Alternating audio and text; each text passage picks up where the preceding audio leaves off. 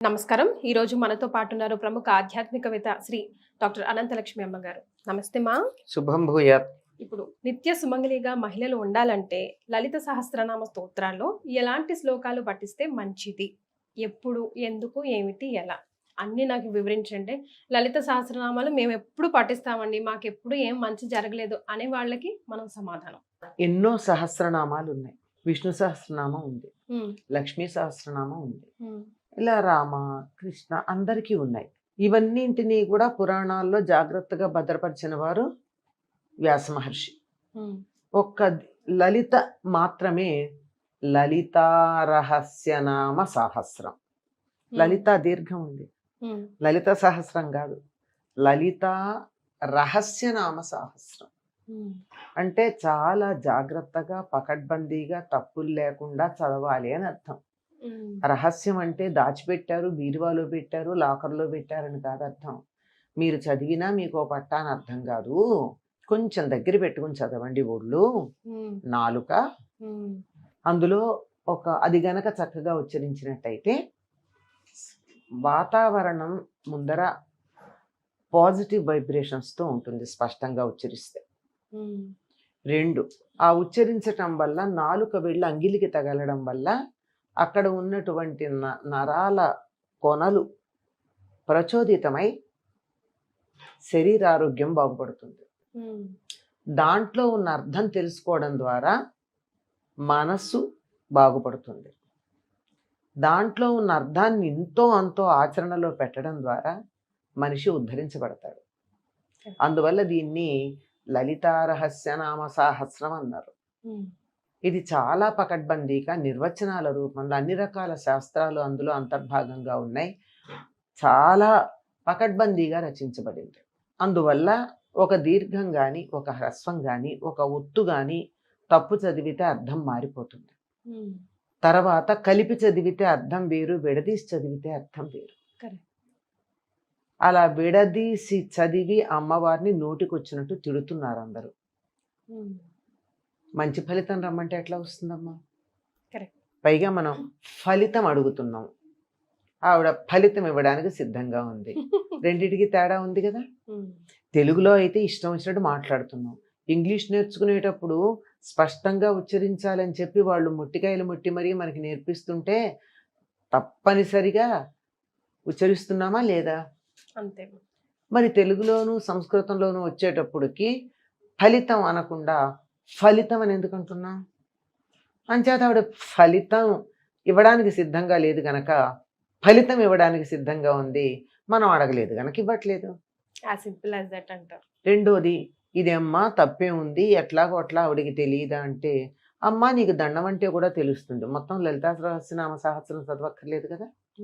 మన హృదయం ఆవిడికి తెలియాలంటే మీరు ఈమెయిల్ పంపించేటప్పుడు ఒక స్పెల్లింగ్ తేడా కానీ, మధ్యలో ఉన్న స్పేస్ కానీ, డాట్ కానీ, కామా కానీ, సెమికోలన్ కానీ, హైఫన్ కానీ, అండర్ స్కోర్ కానీ, @ కానీ ఏదన్నా ఒక్కడి తేడా పెడితే ఈమెయిల్ ఎడుతుందా? పక్క పక్కనున్న వాళ్ళకి ఈమెయిల్ వెళ్ళకపోతే ఎక్కడో ఉన్న అమ్మకి, సర్వాంతర్యామిగా ఉండి అందరినీ చూస్తున్నటువంటి అమ్మకి ఎక్కడాగి ఎవరికి ఫలితం ఇవ్వాలో తెలియాలంటే కరెక్ట్గా కనెక్ట్ అవ్వాలా లేదా? భలే చెప్పారు.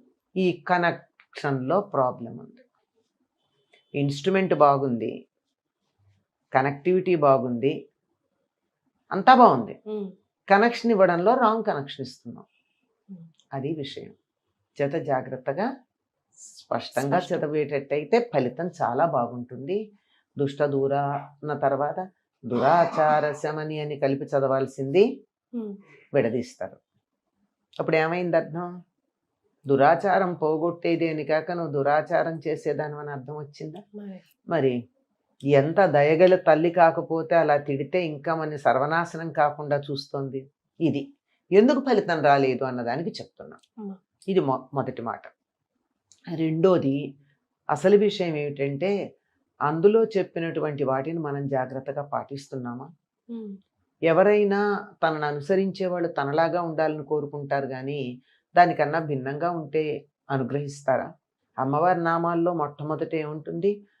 చంపక, అశోక, పున్నాగ, సౌగంధికల సత్కచ అని ఉంటుంది. చెంపకము, అశోకము, పున్నాగము మొదలైనటువంటి పూలతో లసత్ ప్రకాశిస్తున్న కచ జుట్టు కలిగినటువంటిది. ఆవిడ ఎత్తిపెట్టిన చేతుల కన్నా జుట్టు ముడిలో ఉన్న పూలు కనపడుతున్నాయి. అంటే ఏమిటి అర్థం? చక్కగా జుట్టు ముడి వేసుకుని పువ్వులు పెట్టుకుంది. మీరు విరబోసుకుని ఆవిడ్ని పూజిస్తే ఆవిడికి నచ్చుతుందా?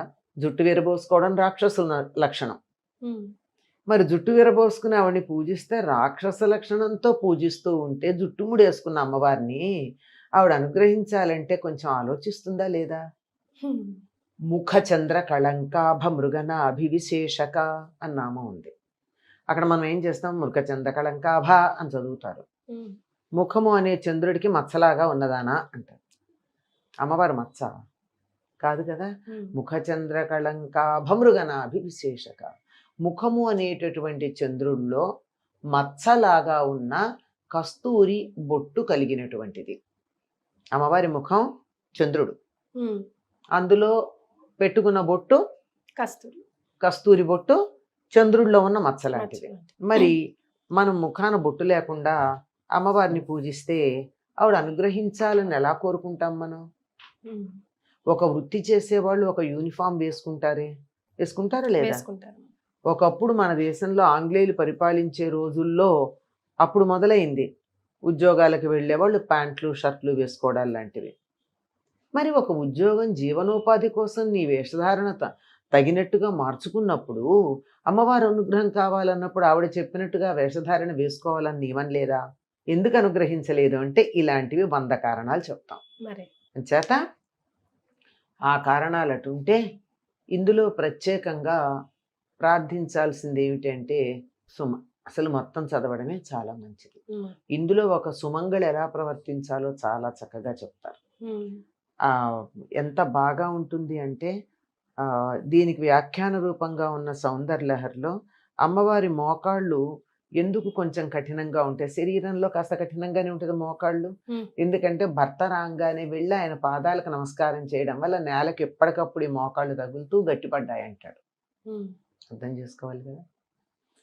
ఇలాంటివన్నీ చాలా జాగ్రత్తగా మిగిలిన వాటిల్లో ఉంటే కామేశబద్ధ మాంగళ్య సూత్ర శోభిత కంధర, కామేశ్వరుని చేత కట్టబడినటువంటి మంగళసూత్రము చేత ప్రకాశిస్తున్న కంఠము కలిగినటువంటిది అమ్మవారి కంఠసీమలు. ఇక్కడ కామేశ్వరుడు కట్టినటువంటి మంగళసూత్రం ఉంటుంది.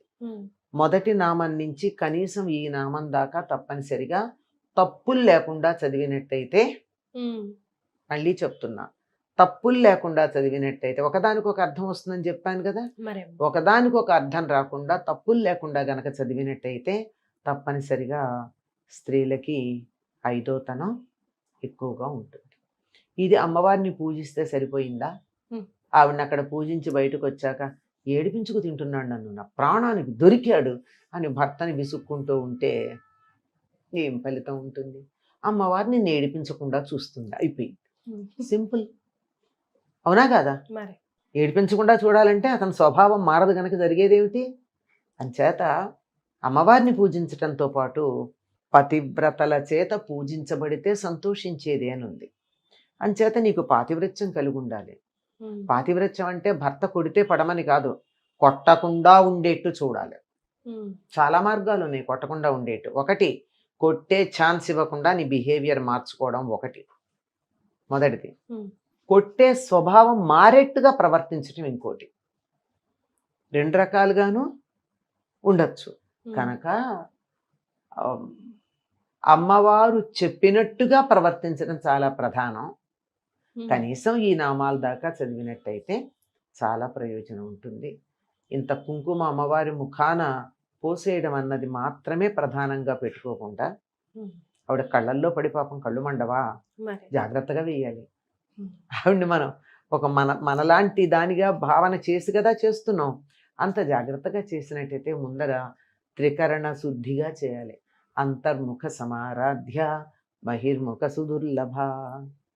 అంతర్ముఖంగా ఆరాధన చేసినప్పుడు చాలా బాగా ఫలితం వస్తుంది. బహిర్ముఖంగా చేస్తే కొంచెం కష్టమే అమ్మవారిని పొందడం. అవి మొదలెట్టాలి, బహిర్ముఖంగానే మొదలు పెట్టాలి, కానీ అంతర్ముఖంగా బాగా ఆరాధించాలి అని చెప్తారమ్మా. ఒక్క నామం అంటూ చెప్పలేం గాని అసలు ఇద్దరినీ కలిపి ఒకటిగానే చూస్తాంగా. శివపార్వతులు ఇద్దరిని అర్ధనారీశ్వరులుగా ఉమ్, ఆ భావనతో ఉన్నట్టయితే అమ్మవారికి పరిపూర్ణంగా త్రికరణ శుద్ధిగా మనం ప్రార్థన చేసినట్టయితే అమ్మ అని పిలిచాం. మొదటి నామంలో శ్రీమాత అని ఉంది. అమ్మ తల్లి అని పిలిచాం. అదే కదా సంబంధం. ఎక్కడికి తీసుకెళ్తుంది ఆవిడ? శివశక్తి ఐక్య రూపిణి. శివుడు శక్తి కలిసి ఉన్నటువంటి ఏకరూపంతో ఉన్నది. ఏకరూపంతో ఇద్దరు ఉన్నారంటే విడిపడడం కానీ ఒకళ్ళు ముందు ఒకళ్ళ తర్వాత వెళ్ళిపోవడం కానీ కాక శాశ్వతంగా కలిసి ఉంటారు కదా. మరి ఈ నామం దాకా చెప్పాలి. చెప్పాలి. 999వ నామం శివశక్తి ఐక్య రూపిణి అని.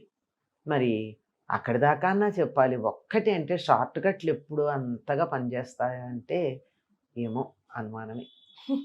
కనుక కనీసం ఇదన్నా చేస్తూ ఏమీ లేకపోయినా కుదరకపోయినా ఈ 3 వేళ్లతో కుంకుమ తీసుకుని, ఉమ్, ఈ 3 వేళ్ళు, అమ్మా.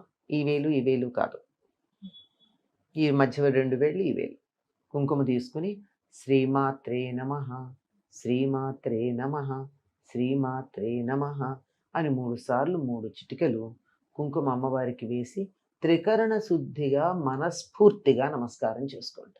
ఓపికందా లలితా రహస్యనామ సాహస్రం తప్పులు లేకుండా చదవండి. ఇంకా కొంచెం ఓపికందా ఖడ్గమాల చదవండి. ఖడ్గమాలలో బీజాక్షరాలు పక్కకు పెట్టి చదవాలి. ఉమ్, ఉపదేశం లేని వాళ్ళు బీజాక్షరాలు చదవకూడదు. ఓకే. ఆ తరువాత ఆ పైన ఇంకా ఓపికంటే త్రిశతి చదవండి. ఉమ్, ఇంకా ఓపికంటే సౌందర్య లహరి చదవండి. ఇంకా ఓపాన శక్తి మీకు ఏదుంటే అది, ఏదుంటే అది. ఏమీ లేదండి, నాకు చాలా ఎక్కువ పనుంది, ఇంట్లో వాళ్ళకి సేవ చేసుకోవాలి, పిల్లల్ని చూసుకోవాలి, అత్తగారిని చూసుకోవాలి, మామగారిని చూసుకోవాలి, మా ఆయనకు ఉద్యోగంలో 24 గంటలు 20 గంటలు ఉద్యోగంలోనే ఉంటాడు, నేను ఇవన్నీ చూసుకోవాలి, మధ్యలో కూర్చుని పూజ చేయడం అనేది నాకు ఎక్కువగా కుదరదు, ఇంటి వ్యవహారాలు సర్దుకోవాలి. శ్రీమాత్రే నమః నమస్కారం చేయండి. చేసేటప్పుడు ఇంకోటి ఏం చేయాలో తెలుసా? అమ్మా. పిల్లలకి చేసేటప్పుడు వాళ్ళంతా అమ్మవారి స్వరూపాలను చేయాలి. అత్తగారికి చేసేటప్పుడు ఆవిడ కూడా అమ్మవారి స్వరూపం చేయాలి. భర్తకి చేసేటప్పుడు సాక్షాత్తు కామేశ్వరుడు అన్నది అంటే అమ్మవారి యొక్క భర్త భగవంతుడు అని చేయాలి. తనని తాను శ్రీమాతగా భావించుకుని చేయాలి. ఇలా చేస్తే కూర్చుని గంటల తరబడి పారాయణలు చేసిన దానికన్నా ఎక్కువ ఫలితం ఉంటుంది. అమ్మ, ఒక్కొక్కసారి అనుకోకుండా అనుకున్న మధ్యలో ఆపేసి వెళ్ళవలసి వస్తుంది. ఒక ఫోన్ కాల్ వచ్చిందనో, అత్తగారు పిలిచారనో, మామగారు పిలిచారనో, హస్బెండే పిలిచాడనో, అప్పుడు మళ్ళీ మొదటి నుంచి స్టార్ట్ చేయాలా, లేకపోతే ఎక్కడ ఆపేసో అక్కడ? మనం సాత్వికంగా చేస్తున్నామమ్మా ఇళ్లల్లో పూజలు. మనమేమి తామసికము రాజసికము కాదు కదా. అది కూడాను తర్వాత ఏమంటారు వామాచారం కాదు కదా. ఒక దీక్ష ఏం తీసుకోలేదు కదా, మామూలుగా అనుకుంటున్నాం కదా. మధ్యలో ఆపినా అక్కడికి నమస్కారం చేసమ్మా నువ్వే ఆ రూపంలో పిలుస్తున్నావని పెడుతున్నాను అని చెప్పి వెళ్ళి అటెండ్ అయ్యి వచ్చేయండి. లేదు నేను ఏదో నాకు ఒక కోరిక ఉంది, నేను రోజుకి 5 సార్లు 3 సార్లు చదువుతాను అని దీక్ష పెట్టారనుకోండి, ఓ కోరిక కోరుకుని దీక్షగా చేస్తే మాత్రం కదలకూడదు, అయిపోయే వరకు. అలాంటిది ఏం లేకుండా చేసినట్టయితే ఏం పర్వాలేదమ్మా. రైట్. సో మీలో ఎవరైనా ఏదైనా మిస్టేక్స్ అమ్మ చెప్పినవి చేస్తుంటే కరెక్ట్ చేసుకొని చదివి చూడండి, ఫలితం తప్పకుండా వస్తుంది. ఫలితం వస్తుందని చెప్పారు కదా, వస్తుంది. అది నమస్కారం. శుభం భూయాత్.